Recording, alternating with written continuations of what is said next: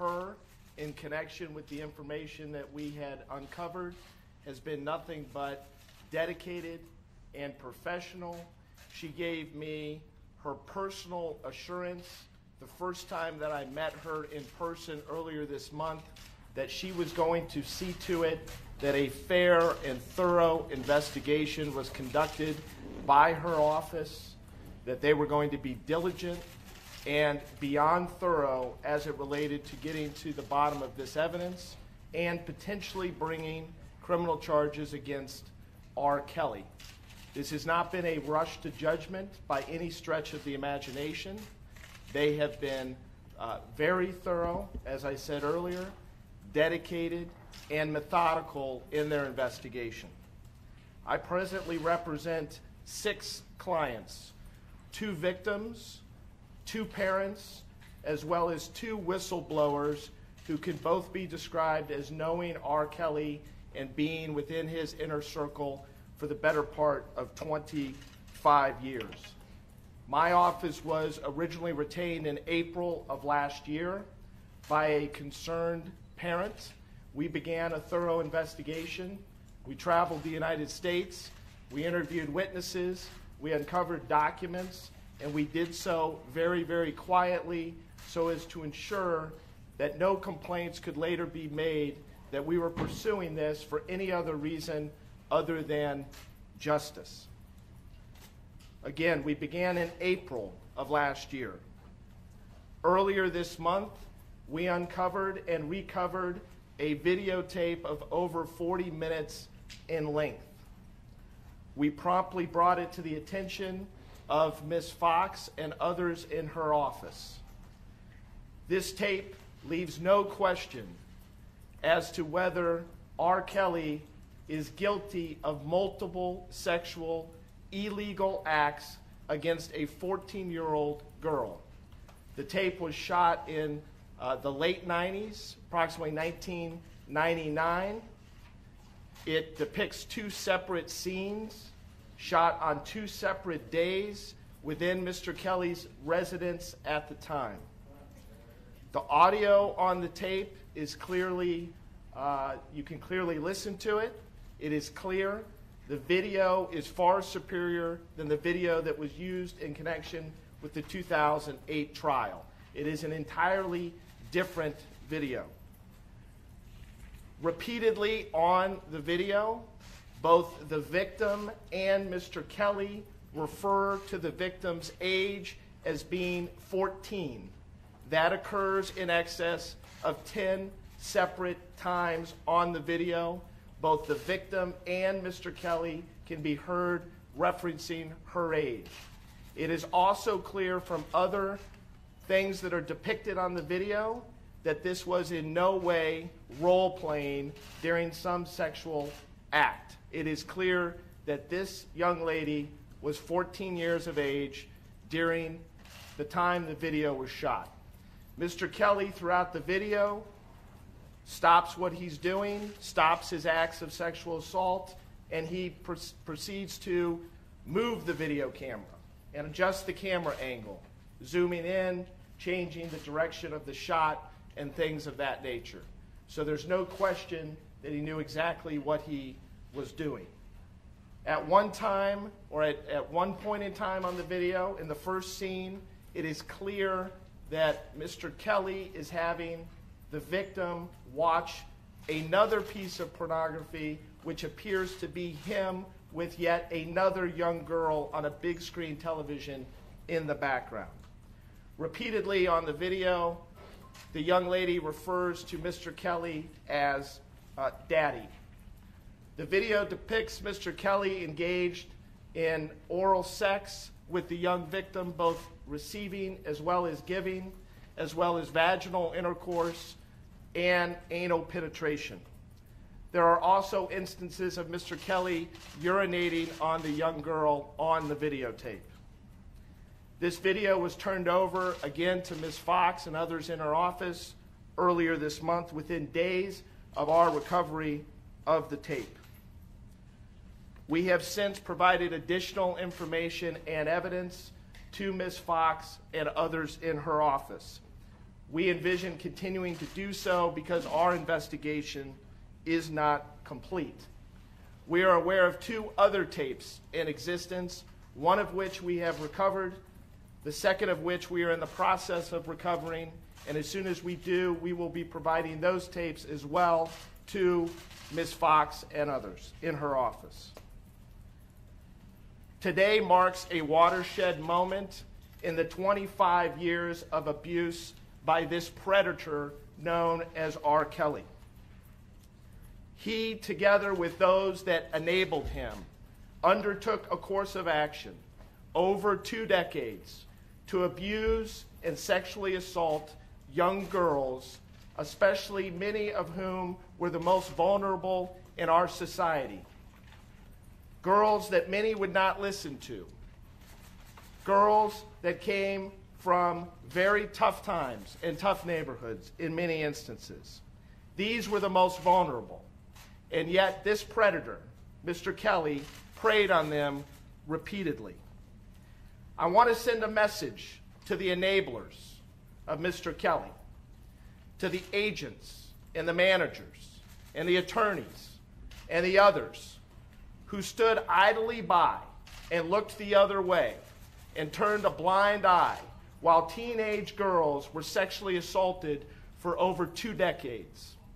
I will not rest until each of you is brought to justice. We will uncover evidence relating to your participation in these crimes. Mr. Kelly did not do this alone. He did so with the assistance of all of these folks. And it was all, let's be clear, in the interest of money. These people, these agents, these attorneys, and these managers, they looked the other way while these young girls were taken advantage of instead of doing the right thing because they didn't want to kill the golden goose. They didn't want to interfere with their own individual paydays. And as far as I'm concerned, they are just as guilty as the predator R. Kelly. It is disgusting. And every parent in America should be disgusted not only by the conduct of Mr. Kelly, but by those that turned a blind eye, that looked the other way while this occurred for over 2 decades. As a father of 2 teenage girls, 14 and 16, I am especially outraged and disgusted by this conduct and the amount of time that it has taken to bring this predator to justice. I stand here before you as a father and as a man that believes in the rule of law and that of justice with a sense of satisfaction, temporary satisfaction today as a result of these very serious charges. But our job is not done. We are going to continue to represent our clients. We are going to continue to do what we've done for over 10 months, all in the pursuit of justice and what is right. I am highly confident that Mr. Kelly will be convicted. I am confident that he will be convicted in other jurisdictions as well, and he will rightfully die in a prison somewhere, whether it be in Illinois or elsewhere in America. He should never walk free another day in his life as a result of the over 2 decades of abuse that he dished out and participated in time and time again. I'll now take questions. Mr. Avenatti, can you explain just 2 things? Number 1, do you represent the young lady that is depicted on the videotape, because Gloria Allred has indicated that she is representing that person? But number 2, how many of these other ancillary figures do you believe have enough culpability that they should be charged? Here's what I'll say. I know for a fact that Ms. Allred does not represent the victim depicted on the tape that we provided. There's no question she does not represent that victim. I don't know why she would claim that or suggest it. I've never received a call from Ms. Allred in connection with this case. She never inquired as to whether it was her client that came out of left field, so I have no idea where that came from. Are you representing the girl? I'm not prepared to state whether we are representing that particular victim on that videotape or not at this point. And there's a reason for that I think will become clear in the coming days as it relates to these enablers. I think that ultimately that number will be in excess of 10 individuals over 2 decades that assisted Mr. Kelly in his sexual assaults, transporting minors, and covering this entire process up. Are you representing any of the 4 alleged victims in the grand jury indictment? Yes. I am representing at least one individual identified in the grand jury indictment, and I am not going to identify that individual because obviously they were a minor at the time. Are all your clients in this jurisdiction or another jurisdiction? I'm sorry? Are all your clients in this jurisdiction or another jurisdiction? Multiple jurisdictions around the country. Yes, sir. Can you explain to us, you talked about obstruction of justice. Can you give us some sense of what that is and what you have uncovered? In connection with the 2008 trial, there is no question that Mr. Kelly and many of those around him engaged in obstruction of justice through threats and intimidation of witnesses, secreting certain witnesses outside the jurisdiction, outside the reach of prosecutors here in Chicago, engaging in the payment to various witnesses in order to shape their testimony, as well as the payment of monies designed to procure evidence so that it can subsequently be destroyed and kept out of the hands of prosecutors here in Chicago. This trial was rigged in 2008. Make no mistake about it. And that is how they were able to procure the acquittal of Mr. Kelly in 2008. And I am highly confident that this time around the result will not be the same. Are the 2 whistleblowers that I know you don't want to identify the victim you're representing in the grand jury. They were identified by initials. Can you at least tell us which of those initials so we know which case you were? Yeah, I'm not going to do that at this time because I don't think it's appropriate. But I think at an appropriate time I will. Are the 2 whistleblowers that you're representing, you referred also to enablers. Are there people that you would consider to have been former enablers? And can you talk about what knowledge directly they have of this, these payments or anything that were made? I'm not at liberty to answer that question now because I don't want to out the confidentiality of the individuals that I represent who have now provided information to prosecutors. I don't want to put a target on their back during this very sensitive time. So I'm not willing to discuss in detail what their role was vis-a-vis Mr. Kelly, but they were close enough to him that they had knowledge of a lot of his conduct and a lot of his activities over the better part of 2 decades, including in connection with the 2008 trial and the obstruction efforts that I mentioned moments ago. Sir, you had a question. Are you aware if the grand jury saw the video, or was it indicated to you by prosecutors at least that they intended to use that as a means to try to obtain the indictment? I have certain knowledge as it relates to the grand jury, but I'm not going to discuss what that knowledge is or what the grand jury saw or did not see because those proceedings are secret by design, by law here in Illinois, and it would not be appropriate for me to comment on what the grand jury had at their disposal in connection with their charging decision. Are the incidents depicted on the videotape linked to any of the charges in the indictment? Yes. Michael, Can you describe the trial is rigged is quite a statement. Are you casting aspersions against Judge Vincent Gahn or the prosecutors, the state's attorney at that time? Who? No, I'm not rigged the casting. trial? I'm not casting aspersions as it relates to the sitting judge or prosecutors in that case. Most certainly not the prosecutors or the sitting judge, or even Mr. Kelly's defense counsel that handled the trial directly in that case. What I am saying unequivocally is that Mr. Kelly and many around him engaged in each of the acts that I identified earlier as it relates to rigging that trial and the outcome. So When are you you undertake, talking about, we wrote a story in July 2008. well, you've written a lot of great stories. I've written a by lot the of way. stories. July 2008, Gahn unseals one of the 153 sealed transcripts. Lisa Van Allen was threatened by the then manager of Kelly with being murked. Is that what you're talking about? Well, that's one act, but that was. So are you representing Van Allen? No, I'm not presently representing Van Allen, but what I'm telling you is that was not a single incident of that type of conduct. There was all kinds I'm well aware. There were all kinds of shenanigans that Yeah. went on, obstruction of justice acts in connection with the 2008 trial. That would be one of many. New York is frustrated. New York is frustrated that Kim Fox's office is not cooperating. New York. 3 federal agencies in New York, 2 jurisdictions, Eastern, Southern, a sitting grand jury, and they're not getting cooperation from Chicago. Chicago screwed this up the first time. Why shouldn't it be federal? Well, I'm highly confident that, well, first of all, I think the fix was in the first time, so I don't think prosecutors got a fair swing at the pitch, if you will, number one. And number two, I'm highly confident that nothing's going to be screwed up this time, and if I had any doubts about that, then I would not have turned the evidence over to Ms. Fox and her staff. I would have turned it over to others. But I feel highly confident in Ms. Fox's ability. There's little question in my mind that her and her office are going to be able to gain a conviction.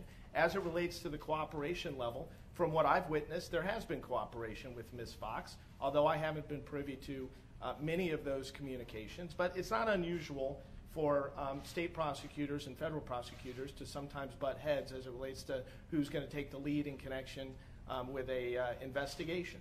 So I'm confident that any federal prosecutor that deems it necessary, they too will have their chance to charge Mr. Kelly, and it's one of the reasons why I don't believe that he'll ever walk free, because I think he will be brought up on other charges in the future, whether they be related to the Mann Act or other conduct that Mr. Kelly and his enablers engaged in. Mr. Michael, Avenatti, would you explain what to us these names? about whether or not this tape, this videotape that you handed over to the state's attorney, was that part of your accusations about obstruction of justice?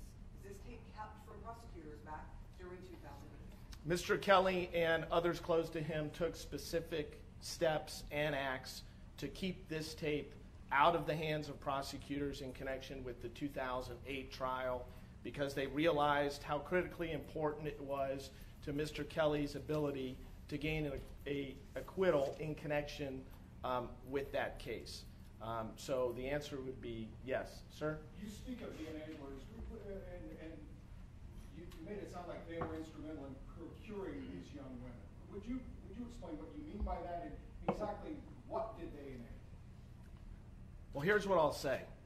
You don't carry out over 2 decades of sexual abuse targeting girls under the age of 18 and travel with them around the country and put them up, whether it be in your residence or hotel rooms or elsewhere, provide for them in certain circumstances, keep them from speaking with other people and the like without help. So there's no question that people very close to R. Kelly participated in this conduct and enabled it, all in the interest of money, because they did not want to interfere with their payday, and they recognized that if he was charged and convicted, their payday would end. And that is the predominant reason why they engaged in this conduct, and I think ultimately many of them are going to be forced to account for their role in all of this over the last 25 years. Can you describe what was in the other 2 videos, and if the victims in today's indictment are pictured in those videos? Yeah, I'm not prepared to describe what is depicted in the other or shown in the other 2 videos at this time. But can you say if today's victims in the indictment are in those videos? One of them is. One of them is. Because there is a video here that we're talking about, what other charges do you think that R. Kelly could be facing as your investigation continues today? There's the 10 counts of sexual abuse. Could he, down the road, could they be adding more charges against him? I think they may certainly add additional charges. You could say as a superseding indictment or something similar to that. I think, frankly, the charging decision today was very well thought out and was conservative, and it was very smartly done by Kim Fox. I think this is the tip of the iceberg. I think you're likely to see additional state charges as well as federal charges. And I think that may even be more true once Mr. Kelly is actually arrested and taken into custody and others begin to come forward. What, if any, role do you feel the surviving R. Kelly docuseries has played in this kind of push for people to come forward? Well, there's no question that the docuseries brought a spotlight to this and has encouraged victims to come forward, and I think that's a very positive thing. I think it has also encouraged prosecutors from around the country to take a closer look at Mr. Kelly and his conduct, as well as that of the enablers. We were involved in this case back in April. I only found out about the docuseries many, many months after we were already underway, so it had no impact on what we did, but I thought it was nicely done. How did the plants that retained you back in April, how did they come to you? How was that approach as far as wanting to get you involved in? They called called me on the phone, the same way a lot of clients usually contact me, either by email or by phone. They'd seen my work in connection with other cases. They'd reached out to us. We decided to get involved. We also did so on a pro bono basis. I want to make that clear. And the reason why we did that is because of how important this is and what a miscarriage of justice this has been for so long. And we believed, again, that because of the victims in this case are so vulnerable, and this had gone on for so long, that we would devote a significant amount of time and resources to this effort. And as I stand here today, I'm certainly happy that we did. Are the whistleblowers that you're representing facing any kind of criminal charges? I'm sorry, go ahead. Was it one of the victims or was it a parent who reached out to you? It was a victim initially. The whistleblowers that you're representing, have they at any point up to now, or are they currently facing criminal charges Yeah, themselves? I'm not going to answer that. I'm not. Michael, Ms. Fox did not take questions. My phone is ringing every 5 minutes from those parents in Florida and Georgia. Their daughters may or may not be in Trump Tower. We've had one crummy police well-being check on January 11th in which Mr. Kelly said, turn on your body cams. If we are to believe 25 years of stories using the word brainwashing, those girls may be in trouble right now. Do you know, since Ms. Fox wouldn't take questions, what's being done to see if those girls are okay?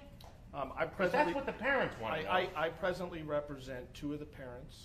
Savages or Clary's? Of one of the young ladies that is believed to be with Mr. Kelly. I have addressed this issue with Ms. Fox. I am more than satisfied with the explanation that I've received from her. I believe that they have taken adequate steps and precautions to ensure those girls' safety in this interim time period. And I'm satisfied by the response that I got from her. Then why am I hearing from the parents who are like in a tizzy right now? Well, I don't know which parents you're talking about. I'm talking about Angelo and But- Alice but- Clary and Tim and Jonjolyn Savage. Again, I'll show you the messages. Again, I'm satisfied with the response that I've received from Ms. Fox, although I can't guarantee the welfare of those young ladies. But I'm confident that her and her staff and the Chicago Police Department have taken adequate steps during this interim time period between the announcement of the charges and Mr. Kelly's surrender, which I understand will either be later today or tomorrow morning. Since those parents are on the record, you can say which set of parents you're representing. I'm not willing to make that announcement yet or that disclosure. You represent one of the victims who's connected to the charges handed down today, correct? Is that victim cooperating with prosecutors? I'm sorry, one more time? You represent one of the victims who is connected to the charges that were brought down today. Correct. Is that victim cooperating with prosecutors? I'm not willing to disclose that at this point. You Are all mentioned the Mr. victims- Kelly's surrender that's impending here. Obviously, he's likely watching some of this coverage. Anything you'd like to say directly to Mr. Kelly should he be watching?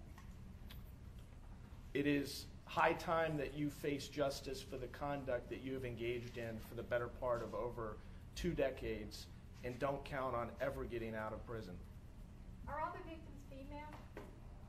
To the best of my knowledge, yes. Anything else? Is your client ready to go before a trial jury? Well, I have multiple clients, and I believe every one of my clients is prepared to testify if necessary before a jury and multiple juries around the country if necessary. They are dedicated to ensuring that justice is done in this case. But you As just far as said the that your video- client was connected to the charges. As far as the videos, the one you recovered and the 2 you're attempting to recover, well, one you've recovered and you're still in process of the 3rd, were those being kept as just souvenirs or tokens? Obviously, when you had a trial, almost a decade ago. Yeah, I'm the video not of it- at liberty to disclose where those videos were being kept. I'll take one more question. I think you referenced this, and please forgive me. The young lady on the videotape that you said makes reference to being 14 years old. Was she one of the 3 victims that were, or the 4 victims that were referred to in today's indictment? Yes. That'll be my last question. Thank you. Thank you.